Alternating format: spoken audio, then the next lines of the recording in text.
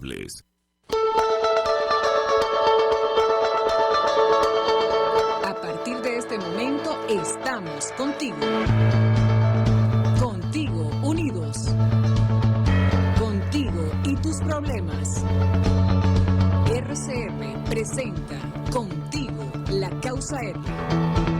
Muy buenas tardes de este miércoles 26 de octubre del 2022. Estamos con ustedes en una nueva emisión de Contigo, la causa R, programa que llevamos a ustedes gracias a Jaime Nestares en la dirección general de la estación, a Wilitza Arcaya en la producción general, a Yaí Pacheco en la producción y en los controles el amigo Gregorio González. En este programa de hoy, en esta emisión, estoy acompañado, quien les habla Luis Trincado, estoy acompañado por Andrea Tavares, la secretaria general de la causa R. Bienvenida, Andrea. Gracias, Luis. Bueno, aquí sintiendo el frío del estudio, ¿verdad? Sí. Que está bien fresquecito. Sí, la verdad que estamos aquí, nos podemos conservar muy bien. En todo caso, Andrea, vamos a tocar como primer punto un recordatorio y al mismo tiempo solidario, porque hoy se están cumpliendo 2 años del encarcelamiento absolutamente injusto de Roland Carreño. Roland Carreño, periodista archiconocido en el país, a quien castigó este régimen por sus posiciones de defensa de los derechos democráticos, de los derechos de todos nosotros, y también por el hecho de ser en ese momento coordinador general de activismo de voluntad popular. Roland Carreño no ha sido sometido a juicio. Es decir, si hay algo en su contra, no lo dicen.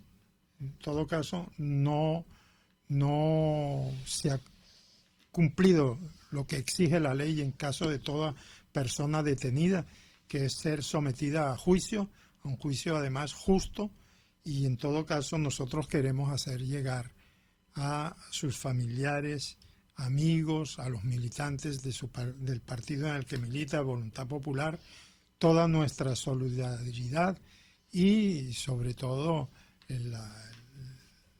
de parte no solamente de nosotros personalmente, sino también la organización a la que pertenecemos, la causa R. Sí, así es, Luis. Toda nuestra solidaridad con Roland. Es un periodista dedicado. Recuerdo mucho haber participado en varios programas, entrevistada por él.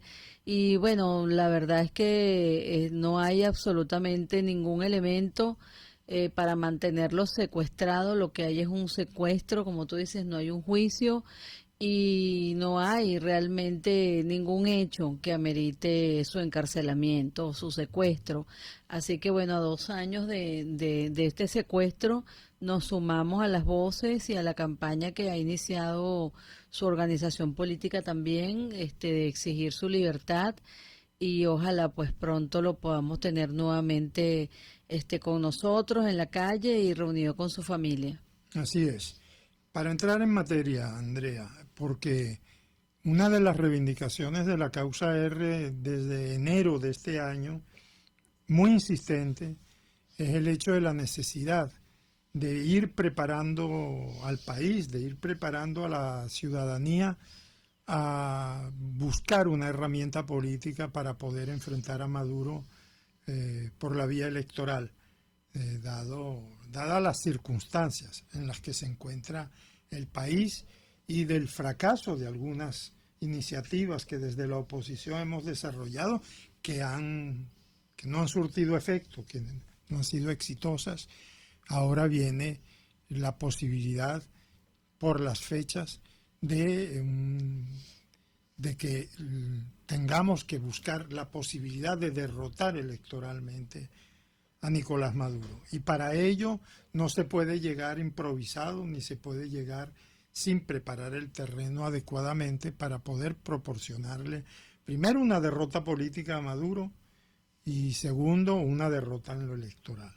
Y es por eso que para la causa R el método de selección de un candidato único, que es la necesidad, si vamos cada quien por su lado, no hay ninguna posibilidad.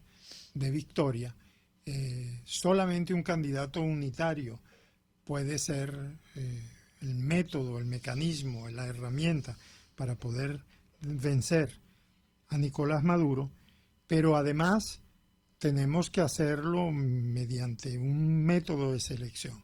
Estamos convencidos que en una democracia normal, si estuviera funcionando, la vía preferible siempre es el consenso, es decir, al llegar al acuerdo entre líderes políticos para seleccionar un... Pero no estamos en democracia, y por lo tanto hay que darle la mayor capacidad de movilización y de participación a la ciudadanía. Y consideramos que el método debe ser una primaria presidencial que permita la participación del pueblo, que sea la ciudadanía, que sea el electorado el que tome la batuta y el que decida quién es ese abanderado del sector democrático para enfrentar a Maduro.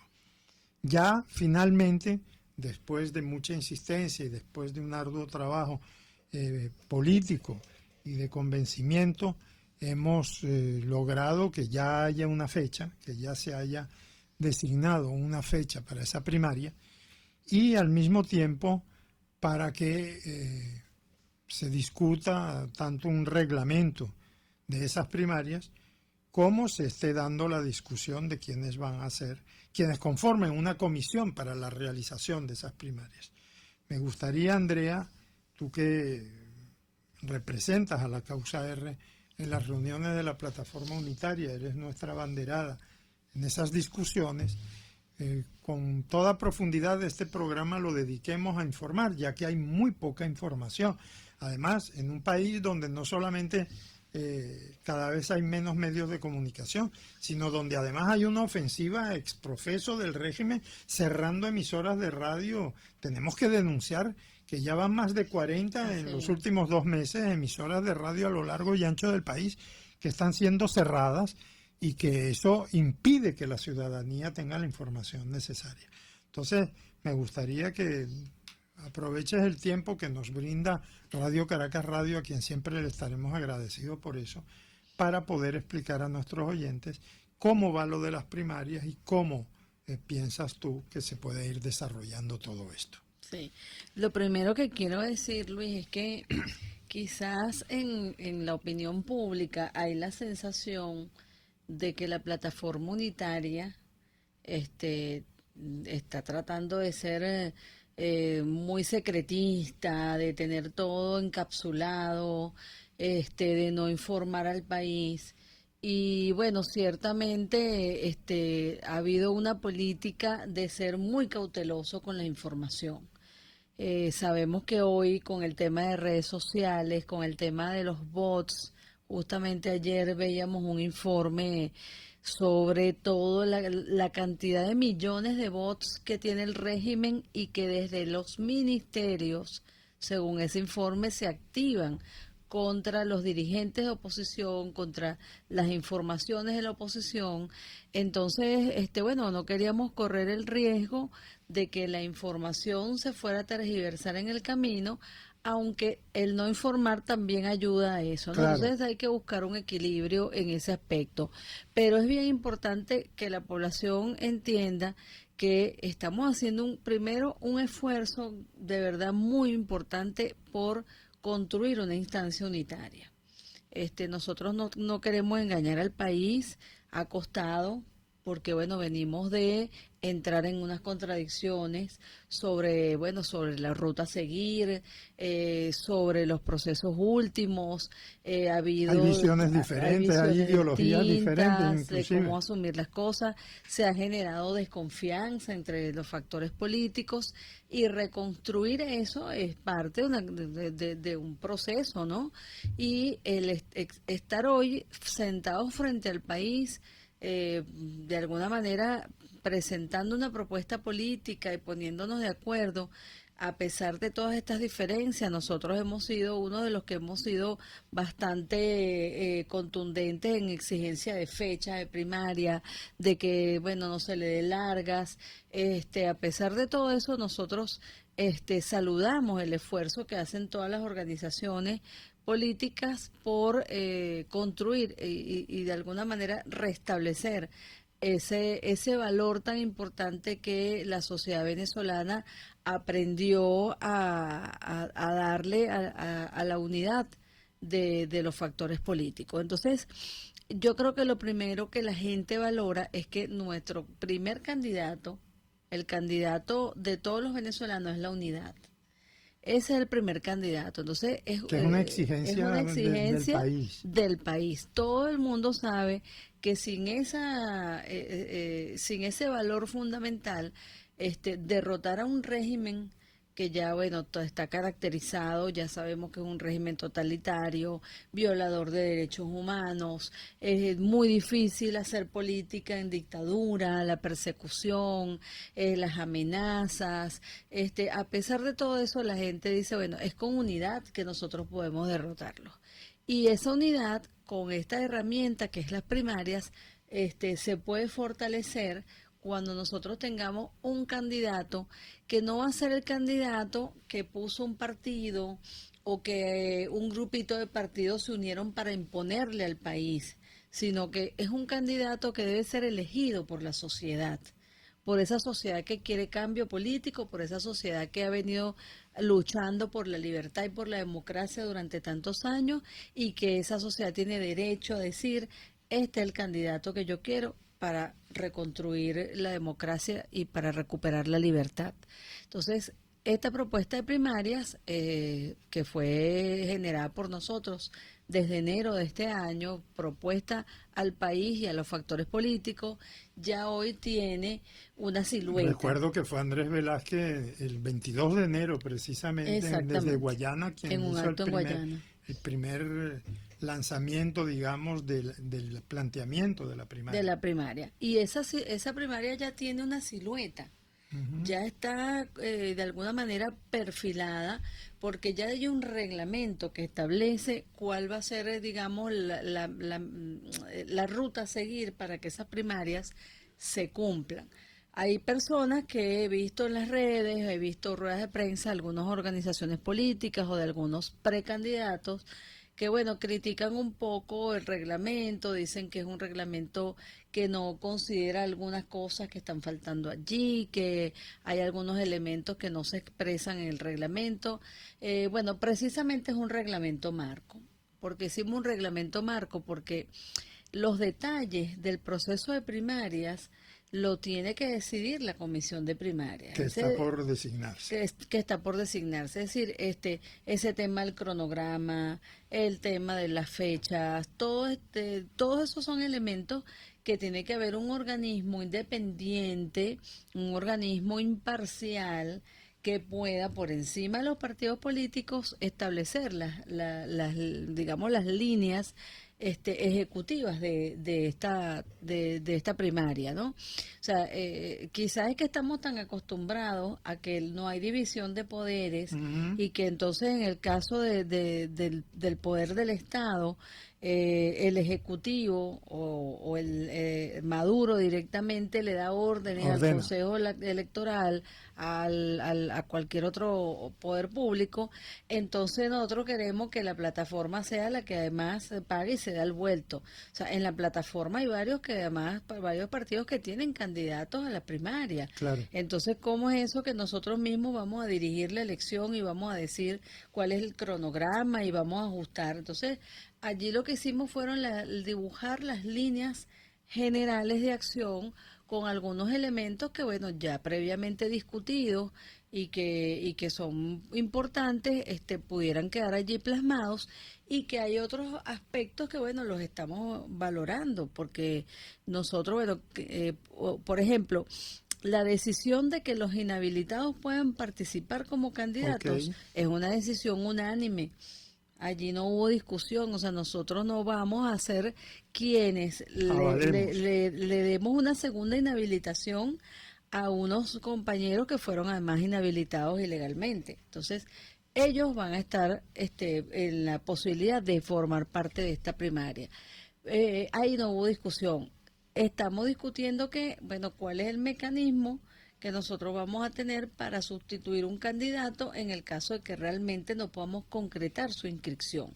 Recuérdense que en paralelo vamos con el proceso de negociación, donde estamos exigiendo unas primarias, un proceso electoral que dé garantías, y entre esas garantías es que se le levante la inhabilitación a alguien que fue inhabilitado injustamente, por supuesto. Entonces, esto va en paralelo.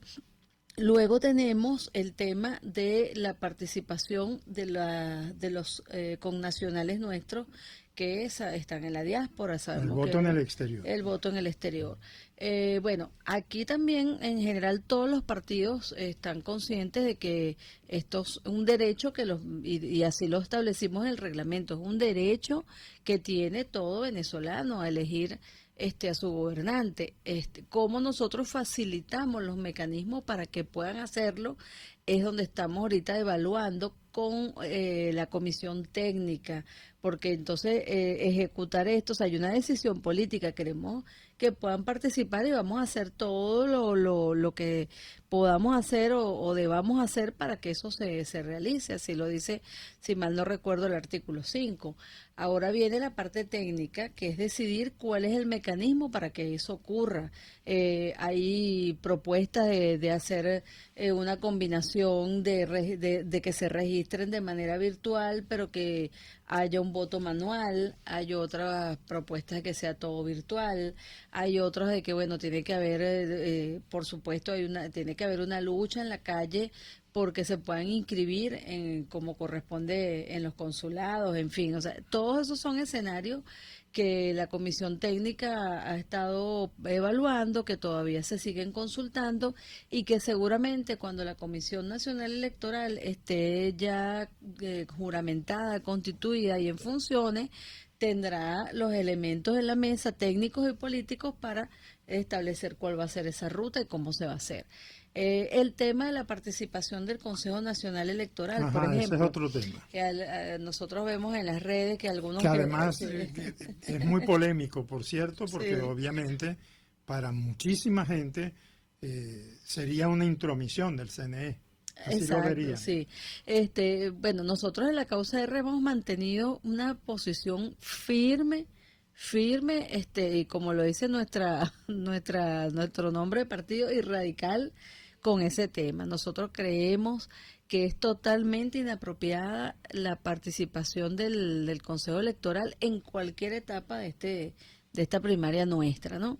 Sin embargo, bueno, hay otros factores políticos que plantean que si nosotros le solicitamos un apoyo técnico que se resume básicamente en facilitar la infraestructura de los centros de votación y las máquinas, pero sin el cactahuella, que en definitiva es el que asocia la identidad de la persona, que eso ayudaría a bajar los costos, digamos el presupuesto de las primarias, y que no habría riesgo con relación a la identidad de los electores, porque además el órgano rector es la Comisión Nacional de Primarias, es quien va a manejar y va a tener el resguardo de los cuadernos de votación, y que al no utilizar la cactahuella, evidentemente no va a haber un cruce de identidad y de la data.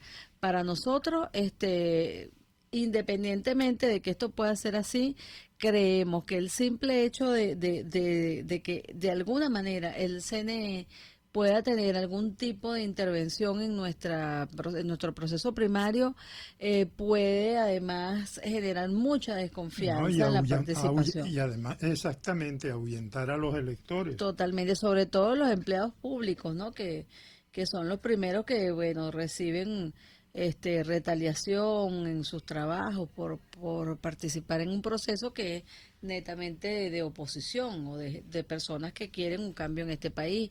Entonces, eso es parte de un debate. Nosotros de todas maneras sabemos que pedirle a un organismo que sigue órdenes del Ejecutivo o del régimen para que apoye un proceso de primaria es también un poco iluso, porque el régimen, por supuesto, no nos va a permitir que nosotros, o sea, nos van a poner todos los obstáculos que puedan poner en el camino para que esta primaria no se dé, porque ellos están conscientes y por eso es que hay tanta... Me gustaría que podamos analizar el contra, tema sí. de cómo está la reacción del régimen con respecto a la posibilidad de las primarias cuando regresemos de este primer corte que vamos a hacer de la emisora.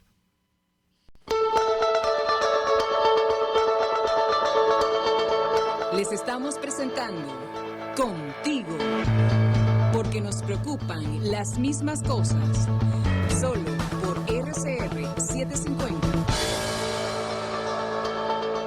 Puedes seguirnos en nuestras redes sociales, en Twitter, @RCR750, la radio que se ve. Y ahora quiero hablarte de Comercializadora Prada. Y ya de solo nombrarlo se me hace agua en la boca, porque Comercializadora Prada son los más frescos quesos y embutidos que te llevan a tu casa. Todos los quesos, todos los embutidos. Y como cuentan con proveedores exclusivos, te resulta mucho más económico. Llámalos ya, 0424-134-6035, en Instagram wprada.ve. Comercializadora Prada, todo en quesos y embutidos con la mejor relación precio-sabor.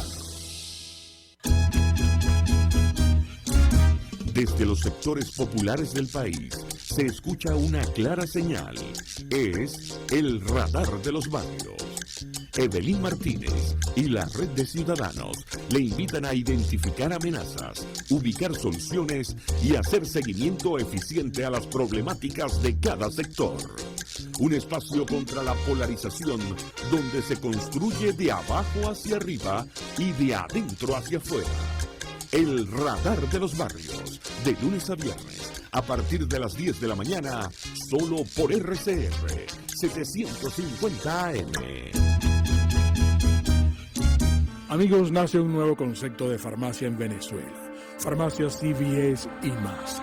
Todo lo demás. En Farmacia CVS, en español CVS, lo consigues todo en un solo lugar. Salud, belleza, hogar y comida. Un nuevo concepto en todo para un nuevo concepto de vida. Farmacia CVS y más está en el CCCT nivel C1, frente a Beco y al lado del Banco Mercantil.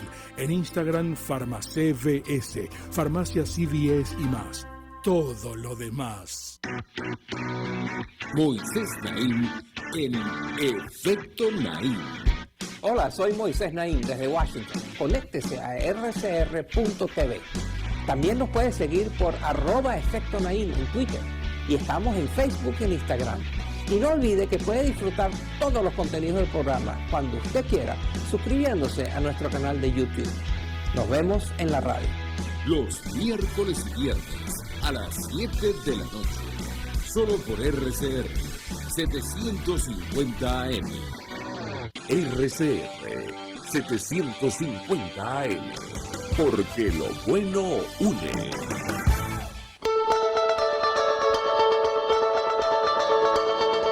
Les estamos presentando Contigo, porque nos preocupan las mismas cosas, solo por RCR 750. Nuevamente con ustedes, contigo la Causa R. Estamos hablando con la secretaria general de la Causa R, Andrea Tavares, tratando sobre este tema de las primarias. Y me gustaría, Andrea, que analicemos. Pareciera que a Maduro, al régimen de Maduro, a sus allegados, inclusive al supuesta otra ala del oficialismo, que es Diosdado Cabello, les estorba muchísimo la posibilidad de que se realicen primarias. Sin duda. Ahora han generado una campaña de bullying contra las primarias y entonces además para de alguna manera amedrentar a la gente, amenazar con adelantar las elecciones para burlarse de las primarias, que van a hacer con sus primarias. En definitiva, todo esto demuestra que un paso como este de hacer la primaria y tener un candidato que además va a ser un líder de la oposición, que va a recorrer el país y que va a luchar por esas condiciones electorales, en definitiva no le gusta el régimen y por supuesto van a hacer todo lo posible por boicotear esas primarias, por sabotear esas primarias, pero lo primero que están haciendo es la guerra comunicacional contra la primaria. En la cual son buenos. En la cual son buenos. Porque hay mucha gente de oposición que cae en el juego. Además que tiró la toalla de tal manera que no se da cuenta de que fracasaron otras posibles soluciones y que ahora hay que aferrarse políticamente a la primera que tenemos a mano, que en este momento es que con el nivel inmenso de rechazo que tiene Maduro, puede ser derrotado. Claro, no solamente el nivel de rechazo. Como se demostró en el caso de Barinas. Claro. Solamente recordar que en Barinas utilizaron todos los ministerios, se desplazaron para allá, todos los ministros, todo el aparato del Estado, compraron conciencias, llevaron todo y con todo y eso salieron derrotados. Claro, y no solamente eso, Luis, sino que lo que hemos construido en todos estos años también tiene un impacto en lo que puede ser un resultado en la participación. Es decir, quizás en el 2018 todavía la comunidad internacional no tenía muy bien caracterizado al régimen como una dictadura. Desde el 2014 se fue construyendo un trabajo político importante donde se logró que la comunidad internacional se percatara de que aquí en Venezuela la democracia era una falacia y que aquí ya se estaban generando en principio lo que la gente llamaba autoritarismo a nivel de internacional, pero que nosotros decíamos no es un simple autoritarismo, aquí hay totalitarismo, y luego lo comprendieron. Entonces eso que hoy hay una caracterización del régimen, hoy muchos países lo entienden y la comunidad internacional lo entiende, y por eso todos han ido apuntando hacia la necesidad de que las elecciones sean justas y verificables, y la Mesa de México es precisamente para buscar esa garantía. Lamentablemente, cambian muchos gobiernos y cambian políticas también. Por ejemplo, nosotros creemos que la política que hoy desarrollan los Estados Unidos hacia el tema venezolano, para nosotros no es acertada. Cuando nosotros tenemos una mesa de negociación, comenzar a tener una negociación bilateral que es válida, pero si tú das todo sin recibir nada a cambio, ya no es negociación, ya es rendición, ¿no? Sí, o sea, la administración de Biden ha empezado a hacerle concesiones a Nicolás Maduro de una manera que es prácticamente entregarlo todo a cambio de nada. A cambio de nada. Entonces, eso por supuesto va a tener un impacto que a lo mejor ellos, en el afán de resolver el tema interno económico y el tema petrolero, y entendemos... Lo que es evidente es que para los Estados Unidos cambió la situación del panorama mundial a raíz de la invasión rusa a Ucrania. Y que ahí empezó a funcionar nuevamente el típico pragmatismo norteamericano, en el sentido de necesitar apaciguar algunas alianzas, férreas alianzas que podían existir entre Rusia y Maduro, y por el otro lado la necesidad urgente de Estados Unidos y del bloque occidental, porque también es Europa, de tener provisión de petróleo garantizada, y Venezuela entra dentro de ese marco político. Sí, ahí entra en juego el pragmatismo de los norteamericanos, ¿no? O sea, yo garantizo mi necesidad, y ya la política de ayudar a los venezolanos a recuperar la democracia cambia, ¿no? Y cambia tanto que lo que están haciendo realmente con los venezolanos que estaban llegando a Estados Unidos es realmente algo atroz. O sea, dejar a todos estos ciudadanos que han atravesado una selva, que han dejado algunos sus familiares ahogados allí, fallecidos, o sea, todo lo que han tenido que pasar para llegar a esta frontera, y ahora es que no solamente no los dejan entrar, sino que no garantizaron que con el resto de los países de la región se canalizara a todos estos refugiados. Entonces vemos...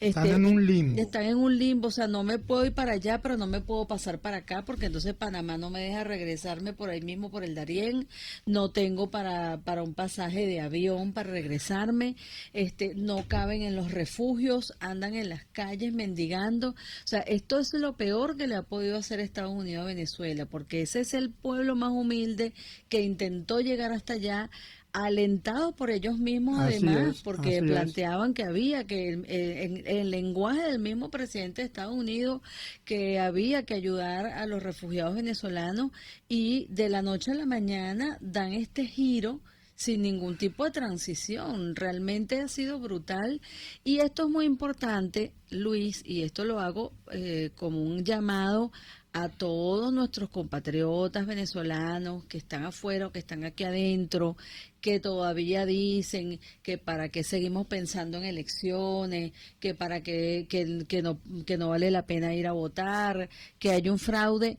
Mire, ¿y con quién vamos a contar nosotros? Con esa administración de Estados Unidos que está dando señales de que realmente sus intereses están por encima de cualquier otra cosa. Y que sus intereses en este momento parecieran normalizar a Maduro. Es normalizar a Maduro. Entonces, si nosotros mismos no iniciamos una ruta y nosotros mismos no nos organizamos y no generamos con lo que tenemos a la mano una posibilidad, así sea abrir una brecha para recuperar la libertad, no lo vamos a lograr por otra vía. O sea, o se rinden o no creemos en nada, llegamos al nihilismo total, o agarramos lo que tenemos y con lo que tenemos hacemos lo que tenemos que hacer, que es luchar y recuperar la democracia. No tenemos la herramienta ideal, no tenemos el instrumento perfecto, pero tenemos que agarrarnos a lo que tenemos y seguir luchando y seguir enfrentando a esta dictadura y a este régimen. Así que eso es lo que tenemos. No confiemos en nadie afuera, porque lo que vamos a lograr lo tenemos que lograr nosotros. Es correcto. Es por eso que la causa R además ha permanecido permanentemente ayudando, solidarizándose, participando en todos los movimientos de protesta a lo largo y ancho del país, de sectores organizados y de sectores espontáneos, porque toda lucha en la calle es un síntoma de que las cosas en el país no están bien y que nosotros queremos verdaderamente un cambio político para que eso que está sucediendo en el país termine, deje de ser, para que podamos emprender una Venezuela digna. En el caso particular de Maduro y de ese grupo, como tú decías, que hace bullying, lanzan como si fuera una amenaza el adelanto de elecciones. Nosotros partimos de la base de la ilegitimidad de Maduro y de que esas elecciones son necesarias y que esas elecciones además las necesitamos con garantías. ¿Puede el proceso de negociación en México llevar a buen término la posibilidad de que haya unas garantías medianamente válidas para hacer una elección? Luis, en la causa R siempre hemos visto con pesimismo esos espacios de negociación, porque bueno, los antecedentes que tenemos están ahí y no generan ningún tipo de confianza. Sabemos que el régimen, por supuesto, el objetivo central de su estrategia hoy es normalizar y legitimarse ante la opinión internacional. Ese es el instrumento de negociación más importante que tenemos. Por eso la negociación bilateral de alguna manera es un boicot a la Mesa de México. Aunque se diga lo contrario, así lo vemos en la causa R. Por supuesto, no vamos a decir nosotros que retirémonos de allí, que no se puede lograr nada. Ese es un espacio que está allí y que bueno, dado los intereses en juego del régimen, tenemos que generar nosotros la presión necesaria para que haya una fecha de elecciones adecuada y para que haya, por supuesto, garantías y observación internacional, no solamente de los que diga el régimen, sino de los que estamos comprometidos en participar en ese proceso, porque ha habido organismos que no han dejado que formen parte de esa observación electoral y que no le dan garantías a los venezolanos para participar. Entonces, es una lucha que tenemos que emprender. Algunos me dicen, Andrea, ustedes están promoviendo el derecho al voto en el exterior, pero ustedes están engañando a la gente porque a lo mejor ellos pueden votar en la primaria, pero no van a poder votar en la elección. Entonces le decimos, es que la lucha de recuperar a Venezuela no solamente es el voto, esto es un instrumento, el que lo puede ejercer, que lo ejerza, pero el que no lo puede ejercer tiene que estar en la calle activo, luchando y llevando a los que sí lo pueden ejercer, movilizando, señalarle, montar unos toldos, una cosa, seguir hablando de la realidad venezolana, seguir motivando a la gente, el que pueda votar que vote y el que no, que ayude a que a los que sí pueden, para que participen, pero no podemos rendirnos por nada, o sea, nos van a poner todos los obstáculos, eso va a ser como aquella recolección de firmas del referéndum, que la gente atravesó ríos, atravesó obstáculos, bueno, esto exige de nosotros un reto similar y tenemos que hacerlo, o sea, lo otro es irnos a acostarnos a ver televisión y se acabó todo y que Maduro siga forever. Eso no es la solución para los venezolanos. Si algunos se engañan con la percepción de que las cosas se están arreglando, creo que cuando un venezolano se mete la mano en el bolsillo, un trabajador, un jubilado, un pensionado, sabe, entiende y tiene conciencia plena de que aquí nada se ha arreglado. Aquí se arreglarán las cosas cuando los venezolanos tengamos no solamente un sueldo y un salario digno, tengamos nuestros beneficios contractuales, tengamos servicios públicos de calidad, pero sobre todo que reinstitucionalicemos al país, porque en la medida en que hay instituciones del Estado, en la medida en que hay división de poderes, hay garantías constitucionales para los venezolanos, hay garantías a los derechos humanos, hay garantías a los derechos políticos, y eso es lo que nos va a permitir a nosotros realmente hacer que nuestro país resurja de la ceniza. Entonces, al que se quiera ir a acomodar pensando que Venezuela se arregló, métase la mano en el bolsillo y hablamos. Así es. Nosotros vamos a ir a un corte de la emisora y al regreso vamos a tratar un tema muy diferente, pero de mucha actualidad, y creo que es necesario, además, tocarlo desde el punto de vista pedagógico posible. Ya regresamos.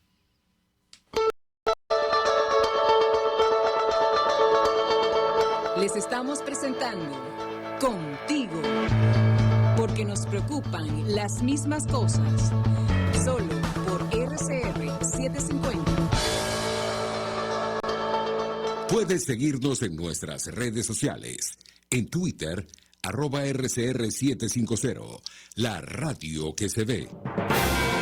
Mis amigos, quiero invitarlos a que me acompañen en vivo todos los días de 8 a 9 de la mañana a disfrutar de nuestro programa por todos los medios. Periodismo independiente, con nuevas ideas, nuevas opiniones, Nueva Venezuela y sus secciones. Dice mi vecina, está circulando y otro nivel. Corran la voz, no me fallen, por todos los medios por aquí, por RCR 750, la radio que se ve. Cómo prevenir enfermedades, cómo actuar en casos de emergencias médicas, cómo mantener una buena calidad de vida. Todas estas interrogantes tienen su respuesta en RCR Salud. Todos los domingos, con el doctor José Eduardo Troconis, comparte con nuestros oyentes notas de bienestar físico, salud mental y social para el buen desarrollo del ser humano. RCR Salud, todos los domingos a las 10 de la mañana. Por RCR. De costa a costa, cada semana, usted podrá ser parte del sentimiento varguense que inundará la señal de RCR. El Pitazo en Vargas. Acompaña a Luis López en el recorrido por la ruta de la actualidad informativa en el litoral. Comentarios, denuncias, reportes de tránsito y cómo están las playas. Información de primera mano de todo lo que ocurre en el estado Vargas. El Pitazo en Vargas, todos los domingos, a partir de las 8 de la mañana, por RCR 750 AM.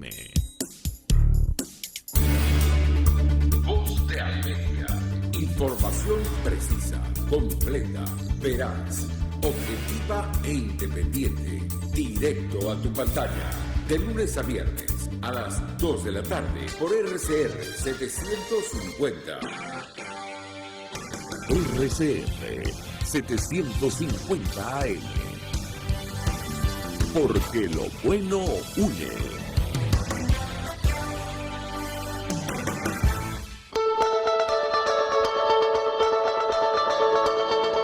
Les estamos presentando Contigo, porque nos preocupan las mismas cosas. Solo por RCR 750. Nuevamente con ustedes, Contigo la Causa R, aquí con Andrea Tavares, secretaria general de la Causa R a nivel nacional. Vamos a tocar, Andrea, un tema sumamente delicado, un tema que además en muchos hogares y en la sociedad en general es tabú, pero tiene que ver con el abuso contra los menores. Vimos que ayer noticias aberrantes, noticias verdaderamente alarmantes, varios casos, pero evidentemente el que esté, digamos, en los titulares de ese día no significa que no sea algo que esté ocurriendo diariamente. Claro. Y vimos una campaña con un numeral en las redes sociales, los niños no se tocan, y me gustaría que nos comentaras sobre estos hechos, ¿qué es lo que opinas y qué es lo que consideras que la sociedad puede hacer para protegerse de esta situación? Mira, lo primero que tenemos que señalar, Luis, bueno, por supuesto, solidarizándonos con los familiares de estos niños y niñas que han sido abusados y que incluso, como tú dices, es algo que ocurre todos los días. Por eso esta campaña de ayer, muy importante para generar conciencia, ¿no? Porque lo que vemos es que el incremento de los casos en los últimos años ha sido realmente espeluznante. O sea, nuestros niños que ya tienen que pasar por situaciones tan difíciles, que tienen problemas serios de desnutrición, que van a escuelas donde no tienen a veces ni pupitres, donde no hay baños, donde no tienen uniforme, no tienen útiles escolares, y entonces niños que además están en riesgo de ser secuestrados, de ser sacados del país. Hay una mafias muy poderosas en el tráfico de niños, niñas, en la trata de personas, y entonces encima aquellos niños que están en sus casas, resguardados en sus casas, también son abusados.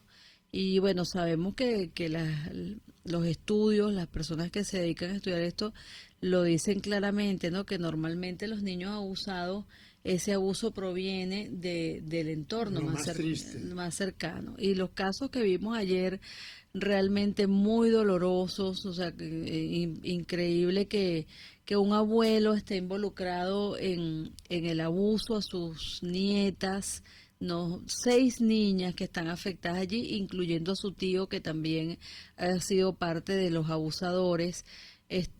Personas que las que deberías confiar, que deberían darte su apoyo, son las que te maltratan, ¿verdad? Y en el caso del caso de Valencia, un niño es el que comete el delito. Un niño de 14 años, un adolescente, es capaz de asesinar a una niña de 5 años, capaz de asesinarla con un arma blanca y de estrangularla, además de haberla violentado. Entonces, esto, lo que es una fotografía del país que nosotros tenemos, es una fotografía de cómo un régimen es incapaz de generar políticas públicas para proteger a las niñas y a los niños venezolanos.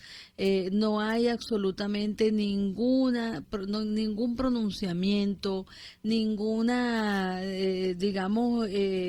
una contingencia para abordar y analizar estas estadísticas y de abordar, por supuesto, el problema de manera profunda, de manera real.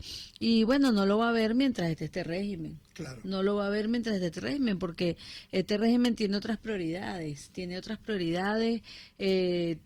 otra visión del mundo y estos niños están desprotegidos, están a la deriva, y creo que lo que nosotros podemos hacer como sociedad es tratar, quienes de alguna manera pues creemos que hay que restablecer estos elementos de funcionamiento de la sociedad. Debemos generar campañas, debemos apoyar a las ONG que se están dedicando a esta lucha y a esta necesidad de proteger a nuestros niños en todas las áreas, no solamente en el tema del abuso sexual a menores, sino también de la alimentación, que hay muchos ONG trabajando el tema escolar, el tema de salud de nuestros niños. Entonces tenemos que hacer como sociedad realmente un gran esfuerzo de unidad, de organización y de trabajo en común para proteger a nuestros niños y niñas. Y bueno, por supuesto, estos consejos que siempre uno recibe como padre, ¿no? No me siento yo en capacidad de yo decirle a otro padre qué debe hacer o no, pero siempre recordamos y como madre son temas que uno siempre debe tener presente. O sea, los niños no se dejan solos, los niños no se dejan con vecinos, los niños no se dejan durmiendo en casas fuera de su entorno. Este tipo de cosas es exponerlo. Yo me voy a ¿no? atrever a decir algo que puede resultar inclusive hasta polémico, y lo voy a relatar lo más breve posible, en aras al tiempo. A mí me impresionó mucho cuando yo regresé a Venezuela después de unos años en Europa siendo niño, y luego estudié en Francia tanto el bachillerato como la universidad. Cuando regreso a Venezuela, es decir, donde yo ya tenía mis costumbres y mis hábitos acostumbrados a esa realidad europea, me llamó muchísimo la atención cuando regresé en las fiestas familiares cómo se aplaudía una forma de presentar a los niños como si no lo fueran. Las niñas vestidas de manera muy sugerente, poniéndolas a bailar samba con vestiditos muy cortos o con la presentación como si se tratara de mujeres hechas y derechas. Es decir, también es un hábito cultural. Es decir, dentro de la cultura propia, típica en Venezuela, hay cosas que fomentan la erotización de la mujer, y nos olvidamos que se trata de una niña, que una niña no tiene por qué parecer exuberante, que una niña no tiene por qué parecer una modelo, que una niña no puede parecer ser mujer. Yo sugeriría que veamos las cosas de manera que se acepte que la niñez es una etapa que hay que preservar, que ya la niña tendrá la oportunidad de desarrollarse y convertirse en mujer, pero creo que aquí se acelera mucho el proceso. Yo sé que puede sonar un poco chocante, pero de verdad que a mí me llamó poderosamente la atención el tipo de sociedad donde estábamos creando a las niñas como si fueran mises. No, y yo te voy a decir una cosa, yo también he visto, bueno, uno haciendo trabajo social y comunitario. Mira, recuerdo siendo concejal, Luis, en una actividad que realizamos en la Cota 905, en un sector llamado El Naranjal. En la cancha me dicen, mira, Andrea, no te vayas porque hay unas muchachas que han estado fundando un grupo de danzas con las niñas, y es bueno que tú veas la presentación para que si las puedas apoyar en algo, las apoyes porque ellas están iniciando. Y bueno, cuando me devuelvo a la cancha, aquello era, no tanto por el baile de las niñas que estaban bailando reggaetón, y lo hacen con la inocencia de quien no sabe, sino que yo me percato de las miradas, El morbo. de muchos hombres que estaban allí, y cuando las niñas se agachaban, los gestos de los tipos, ¿sabes? Es a eso que me quiero referir. Exacto, y yo estaba horrorizada porque yo decía, estos tipos, mira, y las mamás de las niñas Parecía que no celebrando, estaban exacto, o sea, que estaban allí sin percatarse a lo que se estaban exponiendo esas niñas allí. Cuando yo fui a hablar con las muchachas y yo les recomendaba que había que proteger a las niñas, les dije que yo vi a algunos tipos observando a las niñas de una manera inapropiada y que yo les recomendaba y las podía apoyar más si más bien inculcaban un tipo de danza que rescatara los valores tradicionales. Las muchachas se ofendieron conmigo y me dijeron, ¿sabe qué?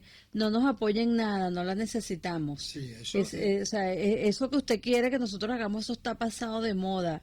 Así me respondieron, ¿no? Y entonces, bueno, que es un problema, hay un problema cultural ciertamente, pero de verdad como sociedad tenemos que hacer algo. Hay que proteger a los niños y las niñas. Estos son casos, incluso muchos que se han ido en la diáspora han dejado a sus hijos con familiares y en algunos casos ni siquiera con parientes, sino con vecinos. Hubo un caso de una niña que apareció que supuestamente se había suicidado, creo que en Guarenas, Guatire, no recuerdo, y fue que había sido agredida sexualmente y el tipo después la lanza por allí para decir que la niña se cayó.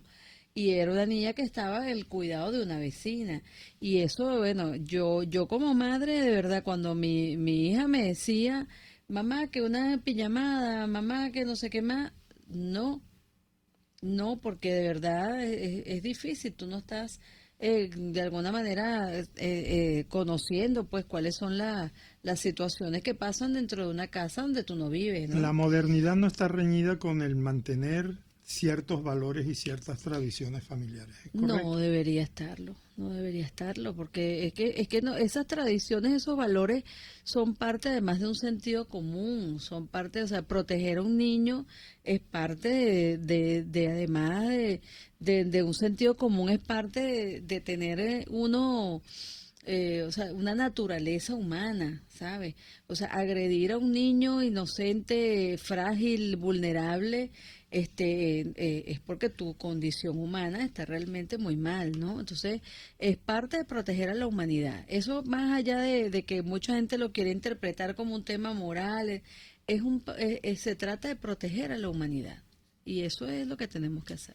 Con esta reflexión de nuestra secretaria general, Andrea Tavares, daremos por concluido el programa de hoy, un programa que tiene la intención no solamente de marcar pauta en las cuestiones políticas, sino también de ayudar a que nuestra sociedad sea cada vez mejor. Muchísimas gracias a todos nuestros oyentes, gracias a Radio Caracas Radio por permitirnos este espacio y hasta el próximo miércoles.